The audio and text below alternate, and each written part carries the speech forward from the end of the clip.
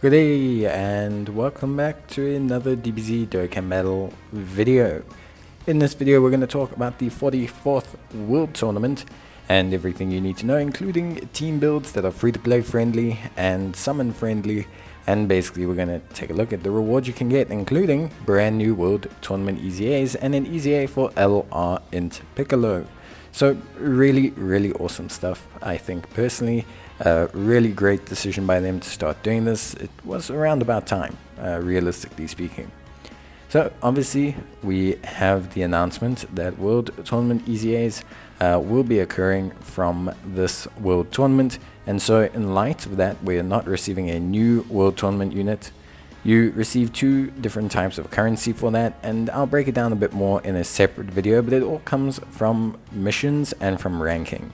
So you'll get ranking based rewards and mission based rewards, and we'll talk about how many you can get and how the whole system works in there. But essentially you want to collect both currencies, or at least one of the currencies, so that you can start extremely awakening the units. So obviously you have the EZA for Piccolo. Piccolo's EZA looks really fantastic. I think overall it's incredibly good. It's really solid. Makes him defensively amazing, and yeah, gives him some good synergy with Gohan Kid units, which I think is necessary. Then you also have obviously some EZAs for Goku Youth. You have an EZA for Namek Goku, I think is really cool, or a Super Saiyan Namek Goku. You also have an EZA for Bardock, and you have an EZA for Tech Gohan. And because of this, they haven't brought out a new World Tournament unit, which I think is fine. It's okay to take a break and add EZAs and rather do this. I think it's better overall for the health of the game. And they also have provided a Dokkan Awakening for Strength Goku. As always, there are unique titles that have shown up in the World Tournament based on your ranking rewards, so that's pretty interesting and cool. And basically there's been a couple interesting changes from that perspective, so if you're chasing one of those titles, be prepared to grind. And as I mentioned before, there is Goku's Dokkan Awakening, which is obviously, as you can see here, pretty decent. At least I think it's pretty decent. But we'll be taking a look at this Goku and how he performs just in general in a separate video. So we'll do a review on him during the course of the World Tournament. Always like to have a look. So then we have the 44th World Tournament. Obviously there are event rewards and mission rewards, and the World Tournament's great. It happens every 2 months or so, and you can get over 50 stones from it. It's really awesome, and there's a whole bunch of summon tickets. It's just really good. Now the gameplay, very questionable. The rewards, always excellent. It's just one of those systems. So the 44th World Tournament, and the beginning of a new phase of World Tournaments for Dokkan Battle. Now obviously they revamped the rewards. They have not revamped the gameplay, so this will be your traditional rise and grind World Tournament weekend if you are that way inclined. They have changed the rewards slightly. Obviously they've added in this World Tournament announcer medals. Those are the general EZA medals that you use, and then they have the Hercules autograph medals, which are your local based rewards and also your mission based rewards, and you can obviously use those to EZA Piccolo. So pretty good stuff overall. I think in general, nice way to get them. I'll cover it all obviously in a separate video, a bit more how the mechanic works and how everything functions. But yes, one nice thing I think they have done is they've added in for the mission rewards, you can get into LR Piccolo, but you can also get a copy of all the other EZA units as well, which I think is a nice touch, because even still summoning for them doesn't really guarantee them. And yeah, basically it just gives everyone a copy of every unit that's EZAing this World Tournament, which for me, I think is a good call. It's way easier than asking players to get them via summons, and it means that they actually have usability right now in the game. As always, there are missions. Please guys, remember that your daily missions, any World Tournament you complete will not count for daily missions. So if you have daily missions to do 3 stages a day or use stamina each day, you have to do that separately to the World Tournament. And obviously there are some missions to use certain categories during this event. This is mainly for Masters Marks, and Masters Marks are used to EZA, awaken World Tournament LRs and World Tournament units. So pretty good stuff. And obviously there are the 2 ticket banners. You have the SSR guaranteed banner. Well, there's 3 banners actually technically. You have the SSR guaranteed banners, which feature World Tournament guaranteed SSRs and non-World Tournament guaranteed SSRs. I'll be taking a look at those in a separate video.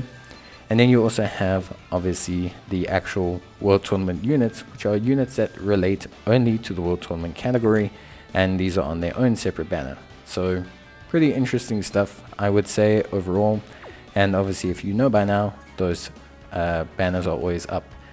Now, there is something I'd like to point out. There is going to be a conversion process from the next World Tournament so that you can multi-summon on the World Tournament unit banner. So if you don't want to summon on this current one, just wait a little bit and you'll find life a little bit easier to summon.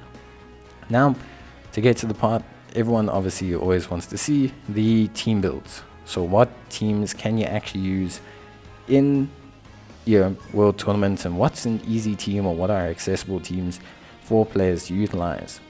So obviously difficulty is important, by the way. As you go up, you'll open up new difficulties. You always want to do the highest difficulty. That's how you maximize your pointage, but always do the one you're comfortable with. If you're constantly failing a difficulty, don't do it. It can get pretty hard. Now, the free-to-play team and all the teams will be using a physical Broly as the friend lead. It's by far and away the best unit to take, barring Strength Piccolo. In terms of the free-to-play team, nothing's changed. Free-to-play team remains exactly the same. There's been no change to free-to-play team. There's been no new AoE unit. There's been no change in any of its functionality.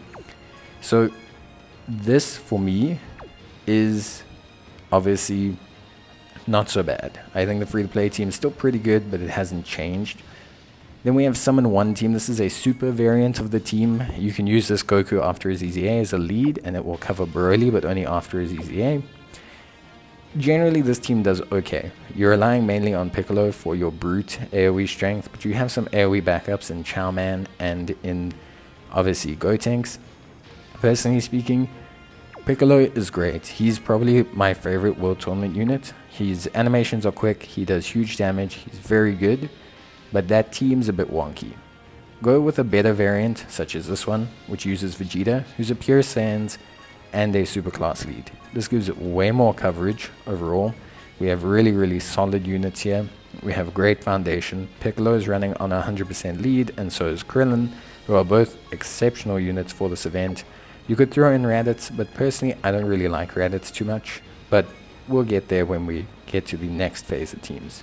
So Summon 2 is a very solid team. Hopefully it allows you guys to really do well.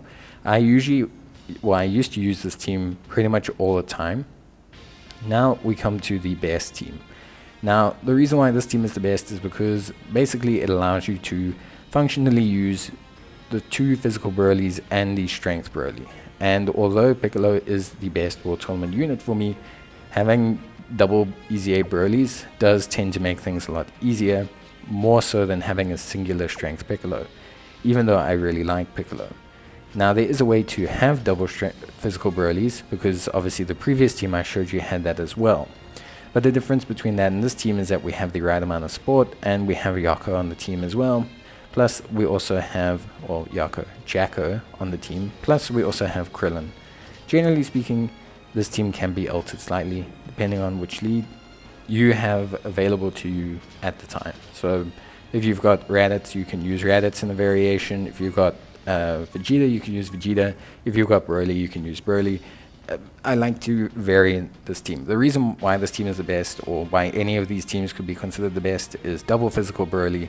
Availability of Piccolo also is very good.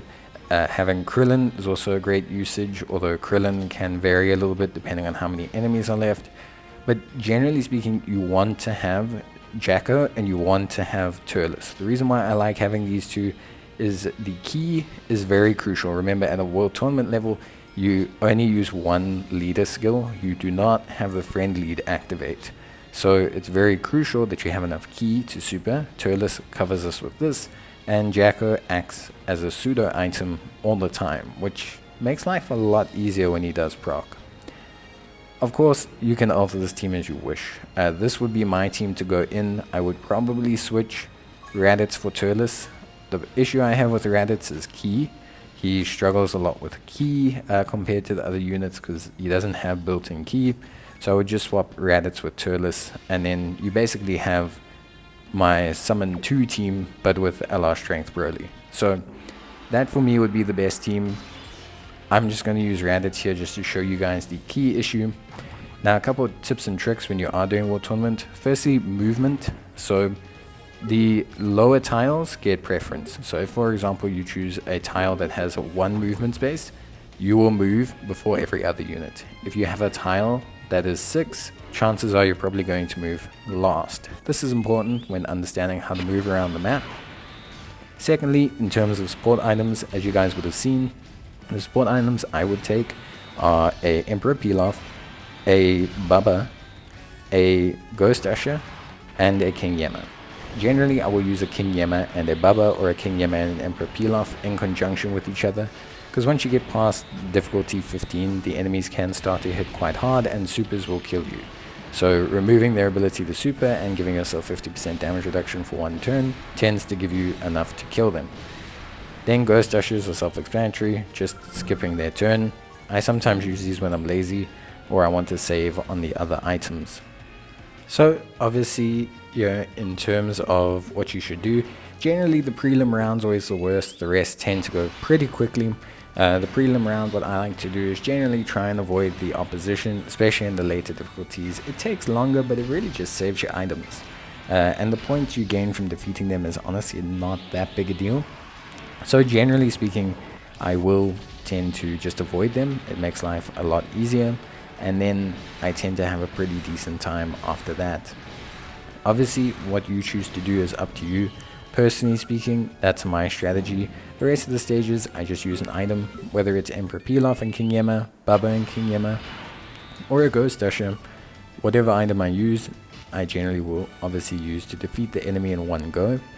If I have Jacko, obviously I won't use items because he saves on items. And if you're in the prelim stage, remember to keep Jacko in rotation because he can proc his stun every single fight. So he can at least knock out 2 of the 3 fights you have to do, and you don't have to use items. As you can see, just wanted to show you guys, but Raditz, a little bit of a key issue, which is why I generally just don't run him over other units. He takes a little bit more orbs than some of the other units, which for me just slows things down a little bit, requires a bit too much maintenance. But if you got Raditz, obviously feel free to use him. His leader skill is great. He does cover quite a few areas. He can cover Krillin. He can cover, Broly. He can cover a lot. Like, he covers some really good units. But that is basically it. That's everything you need to know for the 44th World Tournament. If you need any more details on World Tournament Eza'S, I will be covering that in a separate video, just so that in the future, if people need to just reference how to Eza World Tournament units, it's there. But hopefully this covers everything for you guys, and yeah, obviously, like I said, maybe replace Raditz with Turles, but that would be my best team. But that's going to be it from me. Hope you guys enjoyed the video, and I'll see you guys in the next one, and good luck for your grind. Bye.